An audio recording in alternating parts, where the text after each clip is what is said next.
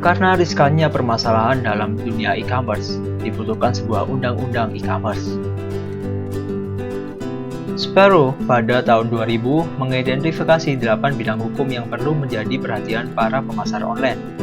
Meskipun undang-undang telah disempurnakan sejak saat itu, masih merupakan kerangka kerja yang bermanfaat. Yang pertama yaitu pemasaran bisnis e-commerce. Ada beberapa poin. Yang pertama yaitu pendaftaran nama domain, menggunakan nama pesaing dan merek dagang dalam meta tag, menggunakan nama pesaing dan merek dagang dalam iklan berbayar per klik, dan hukum aksesibilitas. Yang kedua yakni membentuk kontrak elektronik. Melihat dua aspek pembentukan kontrak elektronik, yaitu prinsip negara asal dan jarak penjualan hukum. Yang ketiga yakni melakukan dan menerima pembayaran. Untuk situs e-commerce transaksional, undang-undang yang relevan adalah yang merujuk pada tanggung jawab di antaranya penerbit kartu kredit, pedagang, dan pembeli. Lalu pada nomor 4 yaitu autentikasi kontrak diselesaikan melalui internet, yang mana mengacu pada penetapan identitas pembeli. Yang kelima ada resiko email. Salah satu resiko utama dengan email yaitu melanggar privasi seseorang. Undang-undang khusus telah dikembangkan di banyak negara untuk mengurangi volume spam, seperti yang dijelaskan di bagian sebelumnya tentang privasi. Lalu nomor 6 yaitu melindungi kekayaan intelektual.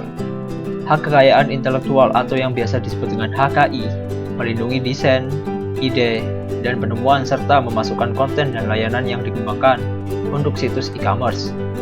Lalu nomor 7 yaitu beriklan di internet. Standar periklanan yang diberlakukan oleh agen independen seperti iklan Inggris juga berlaku di lingkungan internet. Mereka secara tradisional sangat kurang diawasi, mengarah pada lebih banyak memiliki efek virus. Lalu yang ke-8 yaitu perlindungan data.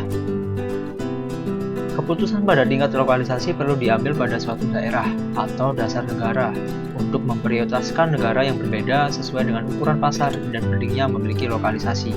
Kerangka evaluasi untuk tingkat lokalisasi yaitu standardized website, not localist, satu situs yang melayani semua segmen pelanggan, domestik maupun internasional. Situs web semi terlokalisasi, satu situs yang melayani semua pelanggan, namun ada kontak informasi tentang anak perusahaan asing yang tersedia untuk pelanggan internasional. Localized website, situs web country spesifik dengan terjemahan bahasa untuk internasional pelanggan. Situs web country spesifik dengan terjemahan bahasa untuk pelanggan internasional, dimanapun pasti relevan. Situs web country spesifik dengan terjemahan bahasa. Merek juga termasuk upaya pelokalan lain dalam hal waktu, tanggal, kode pos, format uang, dan lain-lain.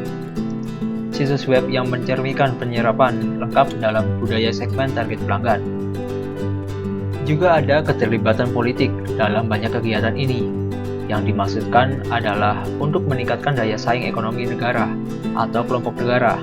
Quayle pada tahun 2002 merangkum 6 strategi pemerintah Inggris untuk e-commerce yang dimaksudkan untuk meningkatkan industri daya saing, yakni bangun merek dalam e-commerce baik di dalam negeri maupun internasional, ubah bisnis yang ada, mendorong penciptaan dan pertumbuhan e-commerce, perluas kumpulan bakat atau keterampilan pada e-commerce, memberikan kepemimpinan dalam pengembangan kebijakan e-commerce internasional, dan pemerintah online harus segera menjadi prioritas.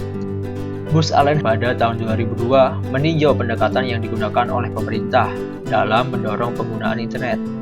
Mereka mengidentifikasi 5 tema luas dalam kebijakannya: meningkatkan penetrasi perangkat akses, meningkatkan keterampilan dan kepercayaan diri kelompok sasaran, membuat kualifikasi SIM atau paspor, membangun kepercayaan atau menghilangkan ketakutan, dan kampanye pemasaran langsung adalah pemasaran langsung ke warga dalam skala besar.